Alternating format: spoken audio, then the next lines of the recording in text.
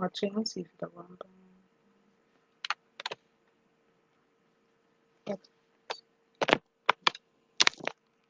Alright, so here we are in familiar settings. I don't know how many of you are still around. So now that we're out of the light woods, we're having challenges. So don't bear with me, no man. It's just an exciting night. So we're having challenges because the computer was not adequately charged, and so we have to be charging during the whole thing, and now that part of it is acting up. So yes, we're there, we're there, we're there, we're there. We are here. Got masks and shirt. Give us some samples so I can. Right. So guys, yes. Link me up no man, say something, let me know who on. So I can get a real big up in the light. Big up.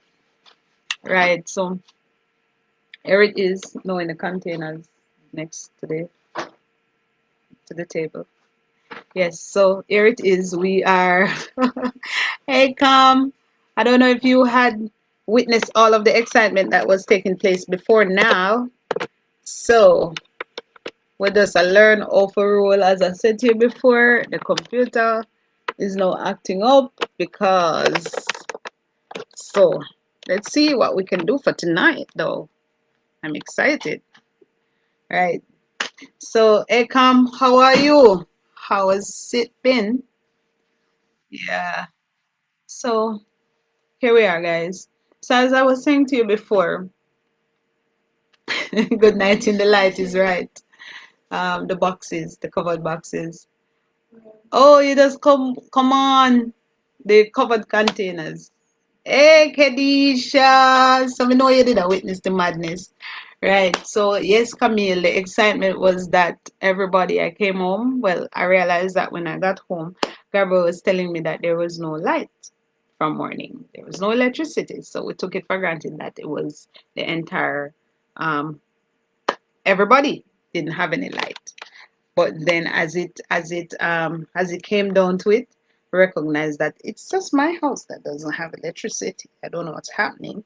So my husband now just got in touch with the light people and tada. So I don't know the details yet. So Camille, I was doing the live from the side of the road where I could get some street light and was using the outside light from my phone. So the beautiful people of God decided to linger with me, and here we are back in normal settings. Yeah. So I said to you guys that I'm learning to wear these shirts. I'm learning not to take them for granted. I'm learning not to. I didn't just get up.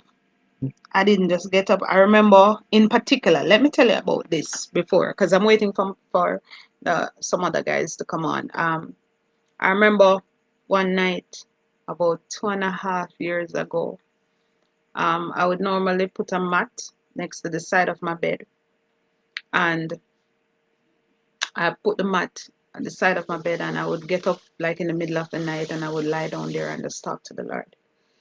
And I remember I was lying down there one early morning, probably about 2ish, going into 3 o'clock, and the Lord said to me, "Pain for purpose," and I was like, "Lord, you mean the purpose of pain?" And He said, "No." He said, "Pain for purpose." And I'm like, "That no make no sense, God."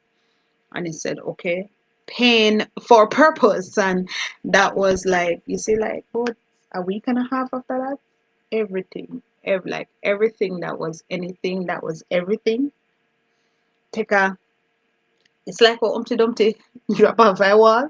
Now, Humpty Dumpty drop off of the wall, Jack and Jill went down the hill. So it was a combination of Humpty Dumpty, drop off of the wall, and Jack and Jill run down the hill. So it was, I mean, from there, everything, all of the seam of everything fell off and everything just came tumbling down. Everything that you could think of that is anything. That's and the Lord put such a demand on me that I had to arise in the midst of severe pain. Like, I mean, it's not some things that the Lord has released in terms of saying, right? I don't know what He will eventually do, but out of that experience, out of the various experiences, that was a multitude of experiences, came this manipulate. It was after that that the Lord said to me, start back, woman of when it initially started 13 years ago, it was woman of power. And then when I revisited it, I recognized that there was another international body called Women of Power. And so I was toying and I'm saying, God, it can't be because we're not one. And then this evolved from it. Hey, Melanie, what's up? So this evolved from it. And this is it. So the tagline, the whole movement is manipulating your pain for purpose, whatever you're going through, right? And I had to first and re-experience that tonight, going through difficulty, going through challenge and not backing down, going through hardship and learning to still wear a smile on your face, going through difficult times and still being able to sing a song of praise, being able to give God the glory that is due unto Him, nevertheless. And that is what happens in this place of manipulating your pain for purpose. And guys, I'm saying to you, a whole bag of excitement line up for the 27th. Remember, we can only facilitate 15 persons face to face. So the first 15 persons to register, I'll be posting the link as soon as the live is finished. So the first 15 persons to register will be the persons that will be able to facilitate, right, for this month ends meeting. It's our anniversary. So a whole bag of excitement and whole bag of things and things and things. And remember, we'll be having a panel discussion with 3 men. They will be speaking to us women what a man wants from a woman. So we'll be getting their views on what men are expecting from women. There was a thought that I wanted to share with you tonight, but I'm just going to, since all of this has been happening and time is rapidly going, I'm just going to leave that. I think I'll probably just make a video and express that thought or for another time, right? But it's not going to be, trust me, as I said to the guys before, may I make sure so me not have no non-alcoholic wine, me not have no children food, me not have no children. So I'm telling you from now, find somebody to watch the babies. Find somebody to watch the children. You're with no one, no pitney. I don't want you. Right? So we'll not be facilitating any children in this upcoming month and meeting. So ensure that you're registered. We'll be having a whole lot of things happening. We'll be launching our scholarship, right? So it has always been a dream of mine to be able to assist a single mother with going back to school. I remember my challenges as a single mother. I always want to go back to school and never could afford it. Applied for so many scholarships and couldn't. For some reason, never managed to get one. And so I want to be able to do that. There are so many exciting things coming up, guys. You can't afford to miss it. So make sure I'm going to be posting the link. Make sure you register. Ladies, walk with your man. So the first 15 persons to register, you will be facilitated. Outside of that, there will be no room for anybody else. So jumping into tonight's talk, right? So we'll be looking at and the whole matter of the lingering pain of rejection. And I was talking to my coach the other day, and I was like, I'm not a relationship expert, that's not my vibe, but I find that more and more I'm going down that road. So it is not to look entirely, because I can really tailor tonight's topic to relationships, and I'm talking about romantic relationships, but the whole matter of rejection is so much broader that I could break it down into a whole month of discussions as it relates to rejection and the various aspects of rejection. I can look at rejection in childhood, the root of rejection, where so many of us um, have adopted and were at the spirit of rejection became attached to us. It was from childhood. And when we examine many things, we recognize that the enemy would sow seeds from very early. And so in a lot of our cases, that is what happened. And so I can look at it like that. I can look at it from the romantic relationship perspective. I can look at rejection within the church. I can look at rejection. I mean, there's social rejection. There's so many aspects of it, right? But I want to just generally whet your appetite. And for those persons who recognize that you're having a struggle, a real struggle, if it is that you want us to go more in depth, then I will facilitate you one-on-one. I will facilitate you in a smaller group, not on live. Please close the door, baby. Mwah.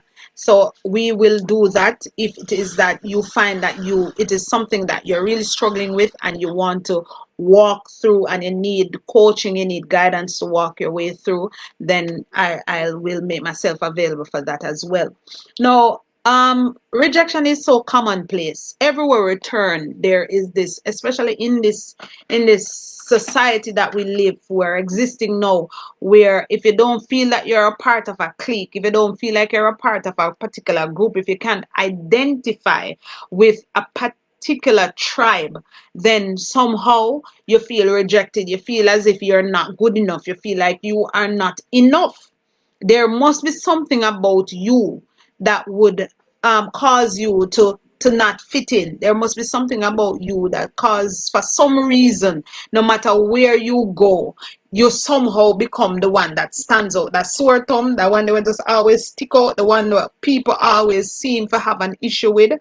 You always seem to be that person. And persons who walk under the spirit of rejection, persons who have been experiencing rejection, are those persons who have a tendency to always be experiencing some rejection or the other, because there's that seed of rejection within you. So it doesn't matter how even persons would be validating you, persons would be saying to you, you are nice, you are good, they're applauding you for something or the other.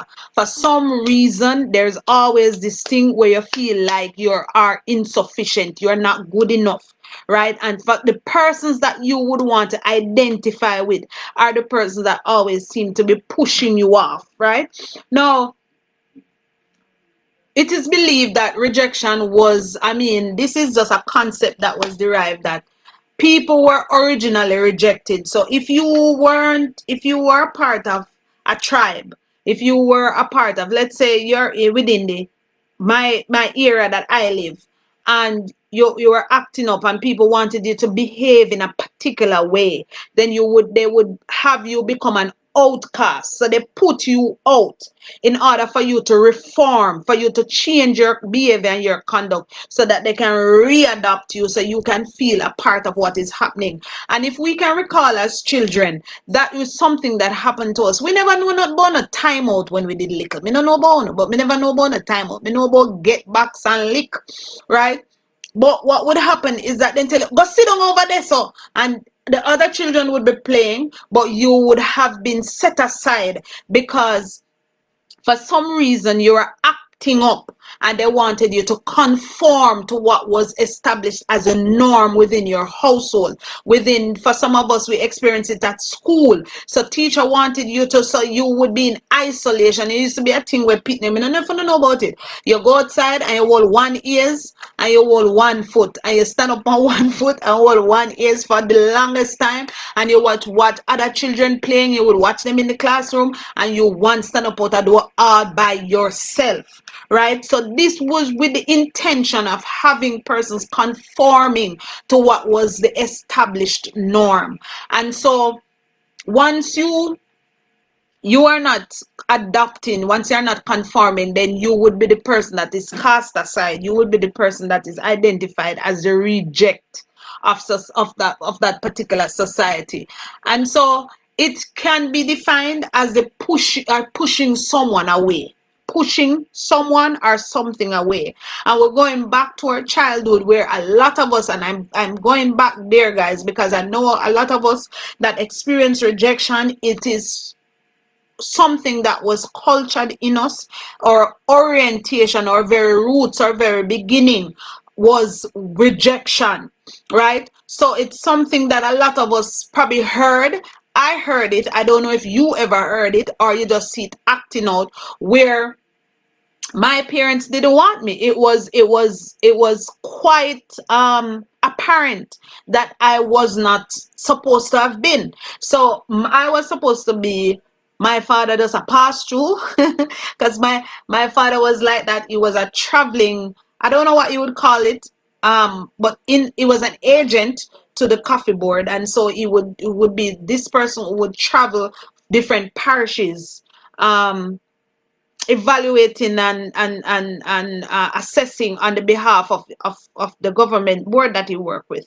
And so him moving all over the island and having access to different areas of the island, he became acquainted with different women. So he was a single child for his parents. He's an only child, but he managed to have to father eight of us, with six different mothers. And so what you find, like within my community, you have an overlap. So there I have one brother that is not so far away in terms of distance from me, different mother, and I have two other brothers that the different mother and me live like around the road from them, right? So I'm older than those, but I am. So you realize that there was no planning. There was no go buy a crib and paint up the room in pink, and we're waiting for the baby and baby shower. None of those things took place. I was one of those passing through moments, right? And a lot of us are like that. So as a result, my father wasn't very active in my life. My mother, because of the trauma and the drama and the everything, didn't manage to impart that level of love and feelings of validation and acceptance for me.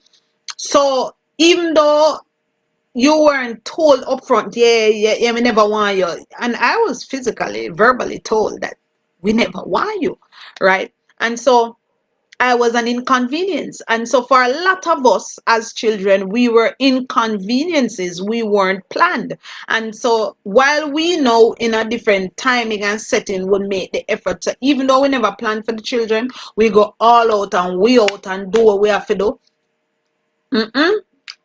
Then just give a little something to eat. And I eat that. When night come down your bed and get something else and go your bed. Right? If you have TV, you have TV, or if not, that's so. So it is pushing someone or something away. You go and you want to touch your mother, you want to slump and then lap and then run you. I mean, like, they run you. They run you away. Move for your pitney, you're too enough. Where you go, you try to say something and they must say to you, say, hey Sharon, hey Rowana, hey Doreen. Hi guys, I say Camelia, register right here and now. I'm gonna post the link after the live so you guys can register, right? Yeah, so them run you, go a pitney, you look a bit enough and all of these things. And so you suppressed your emotions, you suppressed your personality, you suppressed who you are. So there was no true expression of who you are. And so from that very tender age, and a lot of us were not just rejected when we came into being, we were rejected from the womb, because a lot of these were relationships, Denisha, were not supposed to have been, right? I remember one day when I was at work and a little oppression I go in the office, little something, and I got up from my desk and I went into the bathroom and I began to cry out to the Lord. And I said, God, like God, like God, and Lord, you know what? One of those prayers where the Holy Spirit just tap in at the moment, and the Lord said to me, pray for your father. And I said, God, what kind of like, you know what I mean? And he said, what I want to say to you is that you weren't an accident. Your father was at the right. I selected him. Now, I don't know why God would have chosen, right? I don't know why God would have ordained and orchestrated the things surrounding my birth to ensure that the man come from way back a bush. My father, he give me chills for go. Alicia, it give me chills for go where my father come from, because I way up like you're going to Blue Mountain. And if I stay up there for any length of time, I don't bathe. I wipe up and clean up and brush teeth and something and wash face and look nice and change clothes and spray up the cold like way up a Blue Mountain there, so. And my father left from up there, so find him where into St. Catherine up a Kitson Town bush, come get me. And so the Lord was saying to me, you are not an accident. And for many, many years, I just felt like an accident. I felt like a reject. I felt like that person. I mean, I was so rejected that not even children played with me. I kid you not. Them a play Dalios, them a play Dandy Shandy, them a play this and that. Nobody no want to play with me. The spirit of rejection was so upon me that nobody wanted to play with me. What I did was that I read. Me just go under my bed when me finish my chores. That time I never even know such chores in name. Go do what you need to do around here. Go wash the chimney, go clean the toilet, go this, go that. And when you're done, you just take one book and you just go under your bed, go read, because nobody now play with me. And so for many of us that suffer from this spirit, it is something that we would recognize. We're able to track it. It's coming from way back, right? So a lot of the rejection that you are experiencing now, in your intimate relationships, in your romantic relationships, and you still can't seem to come on par with your partner, right? It is coming from that place, right? And a lot of those, yes, Pastor, who rejected us, they had no clue. They were actually passing on this thing because they too were coming from a place of rejection. They too were coming from that place of brokenness. And when you are broken, you will continue to cause it to you will pass it on. You will continue in that cycle of brokenness, and broken parents give birth to broken children, and the broken cycle continues. So they are not deliberately rejecting us. They like my father just have fun. And my mother just fall in love with a dude who was just having fun. And so I was just an inconvenience, and I just never come at the right time. And I was just never the kind of child where just, who just fit in. And so it breeded further rejection. And it is that rejection can be experienced as from a romantic partner, from your family. You can, whichever direction it come from, it results in pain. Rejection is something that is very, very painful. There's the shame and the sadness and the grief when you feel that you are not accepted by the persons that you would want to be accepted by, right? So rejection from your family of origin, that is parental rejection. That is what I just spoke about a while ago, where a lot of us, and if you go back to one of my very, very, very first lives, I told you that when I had Gabriel, I didn't even want to hold her. It gave me such a challenge for months. It was even a challenge to breastfeed the baby. I'm telling you, because the level of I did not want this child so much that everything within me rejected. Remember, rejection is being pushed away, Is somebody pushing you away. That everything within me was pushing away every emotion that I have. Everything would have me look at the baby and just want to not have anything to do with the baby, because of the emotions that were attached, because of the experiences that I'd gone through relating to this child. And that is what happens with a lot of our parents. That is what happens with a lot of persons. I find that persons who reject us are usually persons who were on the receiving end of rejection themselves. So it's abandonment. It is withholding affection. It's withholding love from somebody, right? And you find that you're not able to give into that person. And as a result, familial, being rejected from your original family brings like consequences that last throughout the entire life. If it is not something that you you actually recognize and address actively, it follow you all the way into your, and that is what is happening with a lot of us. We are experiencing, so even before we remember that we have this energy, we have this thing that we attract to us who we are. So for persons who are rejected, we normally attract rejection. We attract it. And that is why when we go to different places, when we go to the office, when we go to wherever, you realize that other people will get blights, you won't get it. You realize say you and this man there for 20 odd years and he treat you a particular way and he take up this woman in a 1 week, she a queen. Because we attract who we are. And the bottom line is that we have to work diligently at recreating ourselves. We have to work diligently at recreating our mindset. We have to work diligently. And this thing is also a spirit. So it needs to be addressed as a spirit, and it needs to be dealt with on an emotional level by coming to the awareness. So there's also social rejection. So we see this in the workplace, we see this at school. A lot of our children come up against this. And so guys, because a lot of us in our culture especially, we don't see it. We see on TV that you see in the movies where people are planning for the babies and they've always wanted a baby, and so they have this big shower and they have this big excitement, and grandma and grandpa want this baby, and everybody's so excited to have the baby. And when the baby comes into the world, the baby is so loved and the baby is so accepted. And there's a place that a lot of us never go through all of that. And so that thing of rejection, we have to break it from within, from very early over our children. So when we get saved and we recognize, when we come to that place of enlightenment and we recognize that rejection is pushing something or somebody away.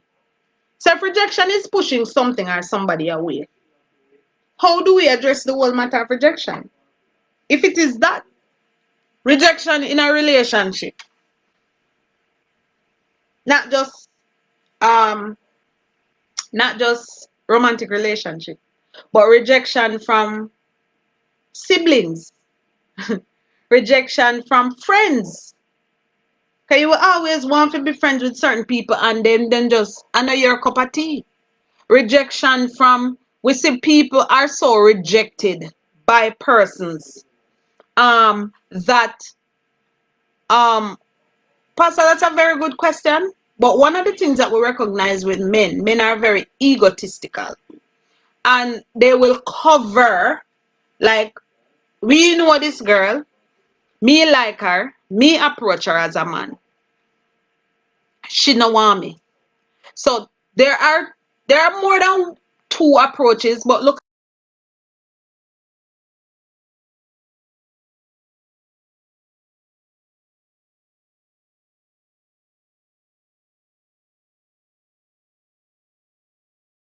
of getting back to her, right? So you realize him will bring her in, reel her into himself, and then just hit her hard and just drop her hat and just gone again.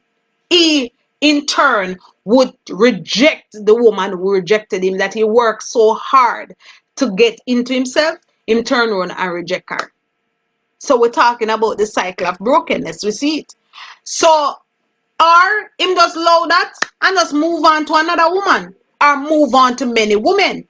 Whilst for a woman, it is not as easy. You have some woman who will just step over a man and just gone, yes. But it's not so easy for a woman to just brush off rejection and just gone. And one of the major problems that we have is that we don't address certain things within ourselves. We don't address certain things. And I'm here speaking to you because the church does not know how to address some of these things. So we bind the spirit of rejection. And we go to church and we bind the spirit of rejection. But when we go home, we realize that we're still in the same place that we left from. Right? So a person might feel rejected after a breakup from a relationship. Your friends or your peers reject you.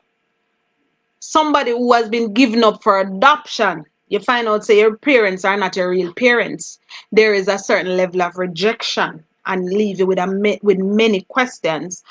Turn down for a job or a position, receiving a rejection letter to say no, we're not able to accept you into a particular school.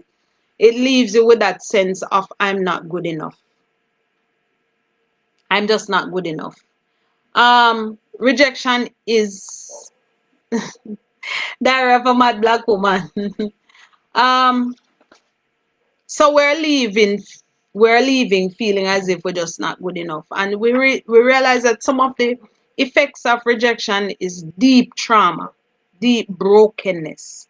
Long-term rejection results in trauma. Long-term rejection can cause mental breakdown.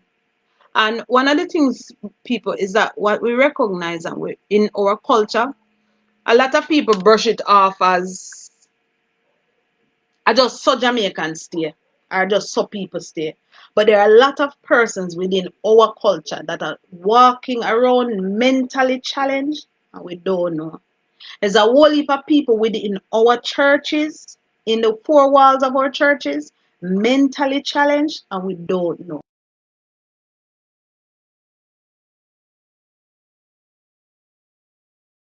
The person switch, the person changes a different experience we have.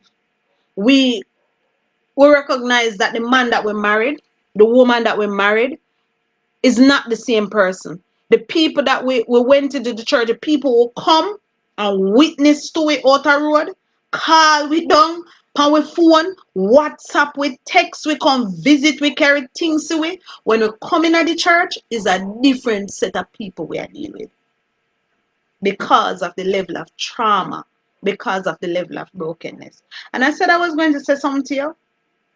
Like I've been talking to the Lord from the other day. Like it really rocked my world. And I've been saying, God, what is it with women? And I'm not just saying this from the standpoint of the fact, maybe I am, that I am a woman, right? And I know the challenges that women face. And but a lot of women, I've experienced their experiences and I've had them coming to me with their experiences. And I was saying to him, I said, God, why is it that the journey of a woman is so hard? And I was just really questioning the Lord, and he brought me back to the book of Genesis.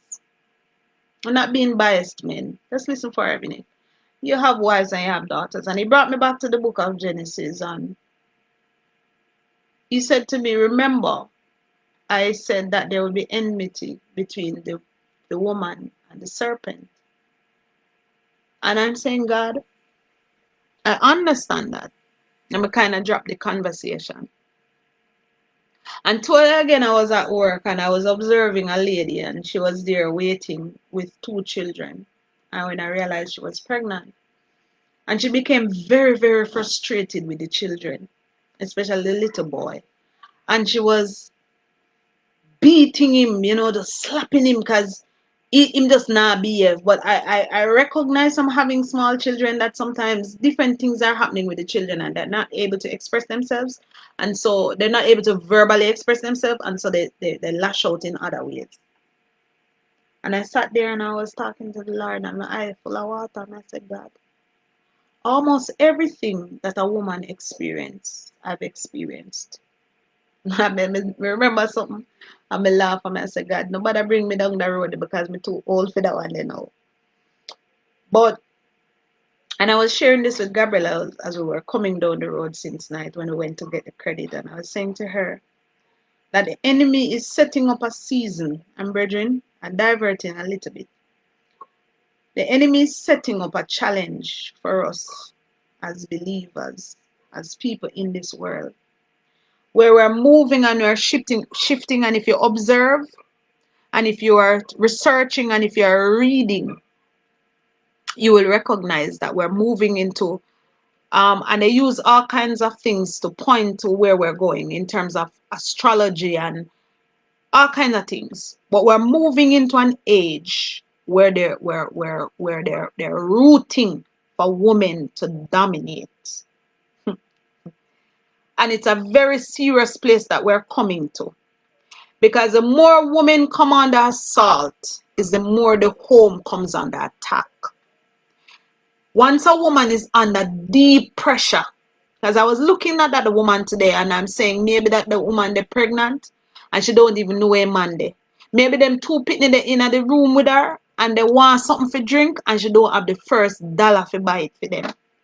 As a woman, you know, some of us may not have experienced certain things, but you know some of the challenges, I mean some real challenge, right, that women go through.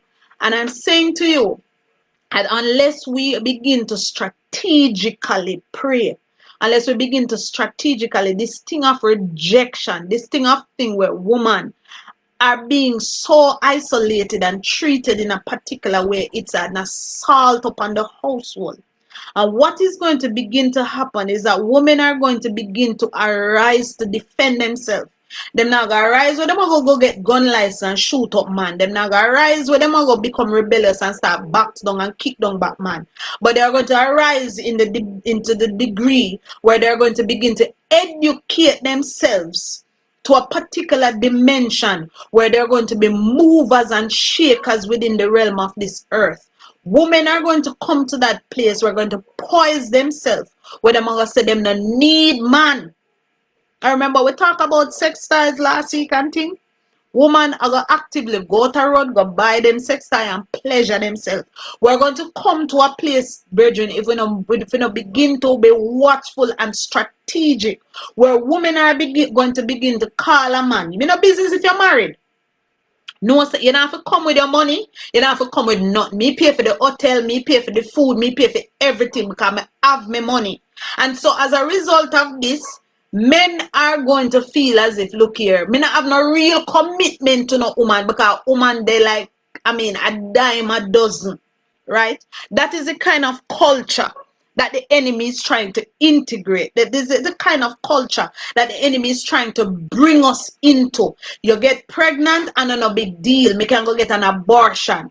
As a matter of fact, I can choose whatever contraceptive I decide to use. I can choose whomever I sleep with because women feel so oppressed by everything that is happening, and there is rising up a breed of women who believe that men have been controlling them for too long, and this is not the express will of God for us as a people.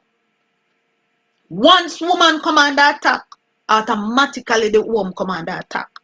In the Hebrew, the woman is the person who holds the home together. When they use the analogy of the tent, the woman is the rope that holds the tent together. And when the woman comes under severe attack, when the woman feels rejected in the home, when the woman feels as if her only purpose is to wash, cook, and clean, when you begin to feel as if you don't have no use, but when him done, him just turn you over in a bed, and I just eat that there is no affection, there is no real interaction. You just serve a purpose. And he just opened us up himself and gone again. Then it breeds a level of a feeling of brokenness and rejection within the woman. And this begins to perpetuate to the children. Because the woman is experiencing this level up. There is no happiness, there is no joy, there is no peace. So when the woman, when the parents say, Mommy, what you want? When you move and go look for your dirty daddy? And these are the responses. And so this cycle of brokenness begins to perpetuate. And so people, we have to be very, very conscious of this thing called trauma. And I was talking, because most time I does me and Gabriela reason, right? And I was talking to her the other day and I was saying to her, there are some things that the enemy uses. And trauma to pass on spirits is one of them. When you look at trauma, and trauma is a severe hurt, severe pain. And this is one of the access points that the enemy uses. Trauma. Why was that? What will many women, when you ask them, they will tell us that boy, they have a kind of experience with a man, which would allow them to pass and to have relationships with another woman because they have gone through such pain and trauma that they don't want to have no more encounter with man.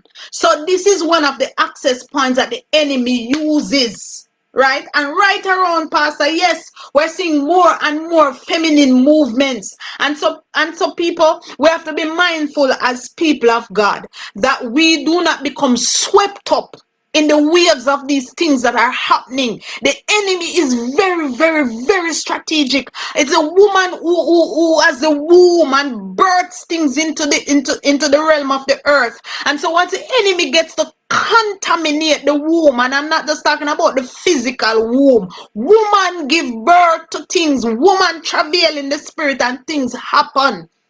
Woman is the access through which things give birth into the earth. And so once the enemy contaminates that womb, that thing that gives life to the earth, then we're in big trouble. Once woman lock off and decides that every time she get pregnant for whomever, she gonna have an abortion, then it begins to threaten the population. And that's one of the whole matter of population control. And I'm not going into that tonight, right? But women are being encouraged more and more to speak out. Women are being encouraged more and more to move out from under coverage, because once you begin to rebel against leadership, whenever you begin to rebel against your coverage, whether it's your father in your household, whether it's your father within the church, whether it's your husband within your house, then we are in serious trouble. Submission now becomes a curse word because the structure of the household, the structure of the society is being threatened, and women are being threatened. You're being jeopardized. Your well-being is being jeopardized. And so more and more, as we're seeing this thing of murder, suicide, women are becoming more dominant. They're speaking out and they're acting out. And if these things happen, brethren, then we cannot have the kind of godly household of which the Lord speaks. We cannot continue to have. And so we have to be, rejection is one of those access points that the enemy uses to come in on us. And so trauma, that level of brokenness, that level of hurt, that breaks you, that you don't want to experience certain things again, is the access points that the enemy uses. And so we have to be very, very mindful. We have to watch over our children in prayer. We have to watch over ourselves in prayer. We have to guard our hearts diligently, right? Depression is one of the results of rejection, where you just feel like no matter what you do, you just can't fit in. And we said that before. And so you become depressed. There's this weight that you're walking around with. And people, one of the things that I wanted to recognize is that, you see, the pain of rejection, the pain of, and we continue to speak this week on top of week on top of week, that pain, and I'm using this as an example. I was talking to somebody the other day. I was talking to this lady the other day, and as I was talking to her, the Lord began to speak to me concerning her, concerning her life. And I began to speak, I was speaking to her for the very first time in terms of that level of interaction. And so the word of knowledge came, and I was just speaking into her, and she just broke down and she began to weep. And we spoke about a mother or a father rejecting a child, but this was the reverse. The woman had one child and she was divorced. And it's like, oh no, she can't understand what happened that her marriage break up. And the child decided that her mother mash up the household. Her mother caused what happened for happen. And so as a result of that, she don't want to have nothing to do with her mother. No matter how her mother reach out to her, she refuses to have any kind of interaction with her mother. And brethren, that can't be godly. The woman says she do everything to reach out to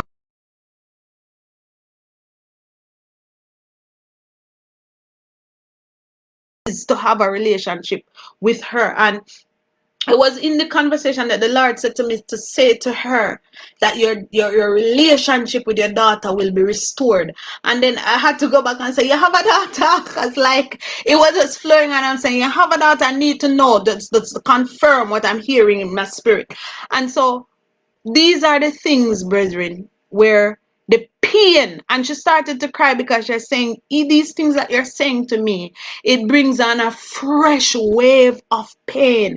And research has shown that the pain that you feel from rejection is the same kind of pain that you feel when you get a physical cut, when you get a physical injury. Is the same pain nerves that are activated. It's the same pain points that are activated. So the pain, it brings an intense level of pain. It brings anxiety and it brings stress because no matter what happens, it feels as if you just can't fit in. You just can't lead a normal life. You just cannot just be a part of the crowd, and as a result of that it leads to abuse. So because persons feel rejected and they feel like they tend to take out their rejection on other people, and so a lot of the abuse that we have within the households, a lot of the abuse that we have within our society is as a result of rejection. Man feel rejected at work, so me go to a bar and me want to have a drink and who. No matter what me I say, brethren them car man mouth man wicked. Me hear man all mouth man and I say, oh, you're 40 a year old and from your youth you can't breed a woman and you're man guinea. Me don't know if people if you don't know when you're man guinea. Oh man I take pearl. And when man start mouth man and make them start feel a way and then can't fit in because look here. Every man out there can have so they have them whole heap of youth and something. So what happened to me? Why me can't get no woman pregnant? And when him go home and now he start beat all the woman. Because of the level of rejection, it perpetuates that cycle of abuse. Because once you have been rejected, once you have been pushed away, that is abuse in and of itself. And so it is an something that the enemy used to perpetuate that rejection. So when him go a bar and him can't fit in, him come home come beat you, When him go out there and him call to a pretty girl, and because his self-esteem is so low, because he doesn't feel as if he's man enough. When he comes home to abuse you because you now make him feel like a man. Yes, Melanie, right? So there are ways that we can cope with rejection. We want to be able to move away from this. We need to recognize that rejection is something that we can give us an opportunity to grow and to evolve. So if you, for example, are in a relationship and no matter what you do, it does not work out. No matter how you give of yourself, it does not happen. No matter how you pour out, it does not happen. It means that this was not the thing for you. It don't mean there's something wrong with you. It means that you were not a perfect fit. And so you use this opportunity, and it can be that example, or it can be that you try to get a job. You try to fit in a one particular church. You try to be friends with certain people, and it just don't work out. It don't mean say at the end of the world. It means say, look here, I need to improve on my relational skills. It means that I need to grow myself as a person. And especially if we're moving from that place where we said that we attract who we are. So we need to really look in our life, We need to look in our situation, and we need to look around ourselves and I say, boy, if at them kind of man all my life, me attract. And me attract who I am. Or me attract a certain type of friend. Or if me going to one church, me left that church and me have problem. I'm going to a different church and I same kind of vibes that reach me. It means that me need to do something about myself. It means that me need to grow myself and change, that I can begin to attract the type of people. So what you will know, the target is to become who you want to attract. And so it is a legitimate opportunity to grow from the place you are. So we must listen to what is going on inside of us. A lot of times when we have been rejected, we have a tendency to sit down and say, boy, what could I wrong with me, boy? And rejection is such as, boy, as something that, look here, you're there at the job, and the people in the normally treat you good. Them pay you less, them they give you certain benefits where other people then get. All kind of things. And you murmur, you complain, and you all kind of something. And you lose the work, and you bawl, and you gripe, and you groan, and you walk and tell everybody. Say, look here, man, boy, I'm a good work. Or you have the man, and the man never used to treat you good. Him burn out your left, right, and center. But this man gone about in business with another woman, and all of a sudden, him are the best man in the world. That's what your mind I tell you. You begin to sit down and I say, Jesus, Savior, what me used to do, and what me could have do, and look how you used to buy bulla. You know me like ginger bulla every night in care home ginger bulla, and nobody now go buy ginger bulla for me again. And all of a sudden, you all worthless man turn the best man in the world because you sit down and complain and a gripe and a groan. So that voice that speaks within you, that is saying to you that look here, the situation was ideal. That voice need to become your worst enemy. So when it begin to talk to you and tell you, say, oh, you say, look here, man. Like I had to say to somebody the other day, look here, sometimes you have to take yourself. You know, you have one little pitney, and you take them and put them down in one chair and tell, look here, let me tell you something. You go like a woman in another house. Let me tell you something. And me a woman in another yard. It's like when you talk to sometimes you have to take yourself, put on yourself, you sit down and say, look here, man. And talk to yourself and say, look here, type of foolishness. And you can't sit down and gripe and groan over them and something. And if you begin to talk to yourself, and we spoke about that in a live already, where you need to begin to reprogram your mind, where you begin to shut down the negative voices, and you need to begin to speak out. You cannot allow these things to dominate you. This fantasy thing where all of a sudden, you know, all of a sudden, in my best man you ever have. The same crosses, man. Now cut it out, man. My best job, my best opportunity. No. Sit down and begin to take piece of paper and begin to write out. When him wake up in the morning, me never smell nobody breath things yet. When him take off his socks, I think in his foot. When he use the toilet, him no flush it. When him getting money, he hide it. When him this and that and that and that. If that I go help you forget over it, write out the whole of it. So write out everything where you can remember where make it was not the perfect relationship for you and begin to move on. You need to be compassionate with yourself.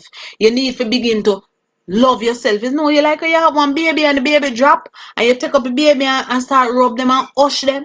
You need to do the same thing with yourself because we said before that rejection breeds pain. Rejection results in pain. And so when you experience rejection, you have to be sitting down with yourself and be kind to yourself. Recognize, look here.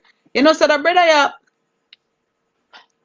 him really never inna me because if him did inna me from morning, him wouldn't want nobody else. And infidelity is a big form of rejection. When you are in a relationship with your spouse and your spouse, whether a man or a woman, walks out of the relationship to be with somebody else, that is a major sign of rejection. And so you have to sit down and evaluate the situation and say to yourself, say, look here, that thing I got on for true, you know. It really happened, but I know my fault. And then you have to be able to say to yourself, it is not my fault. One of the things, guys, that I'm learning is that people treat you based on who they are. They don't treat you based on who you are. They treat you based on who they are. Right? So nobody feel like so because somebody reject you, it is saying that you are not a good person. It is saying that you're not good enough. It is saying that that person has issues.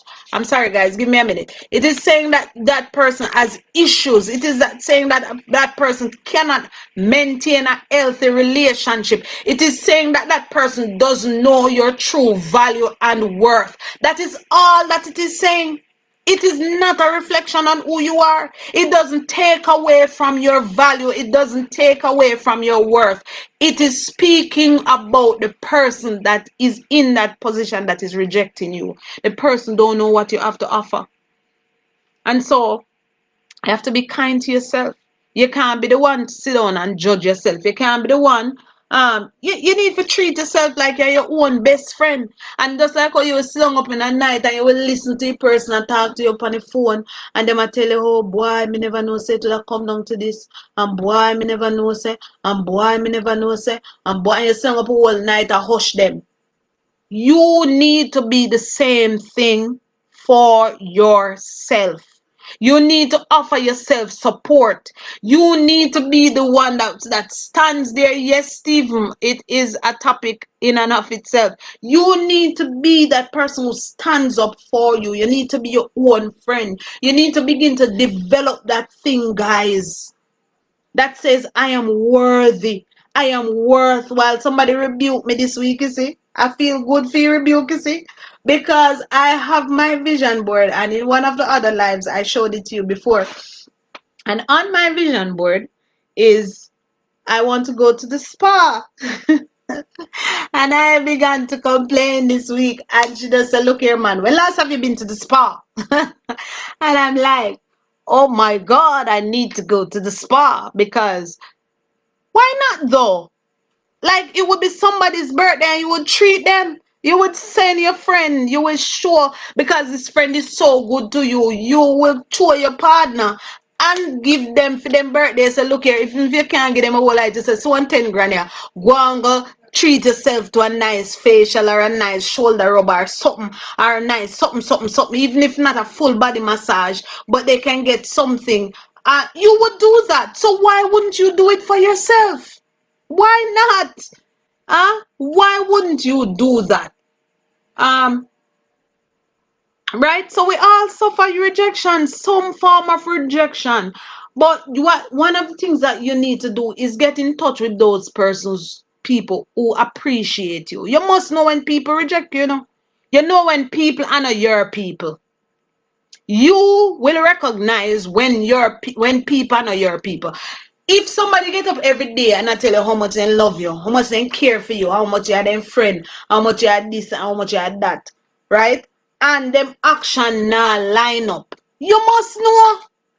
Yes, they're in hurting people, hurt people. You must know when these persons are not your tribe. You must know when these persons are not supporting you. You must know when people do not see the value in you. And so for those persons who see the value in you, those persons who are supportive of you, thank you for being on, Stephen.